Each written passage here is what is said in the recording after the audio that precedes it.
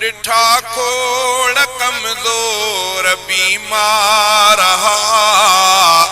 जेके मर्ज़न में वरतल ऐं लाचार मूं डिठा खोड़ कमज़ोर बीमार जेके मर्ज़न में वरतल ऐं लाचार तुंहिंजे हुक्म तुंहिंजे सां बिल्कुलु सिहत याब थिया हुक्म तुंहिंजे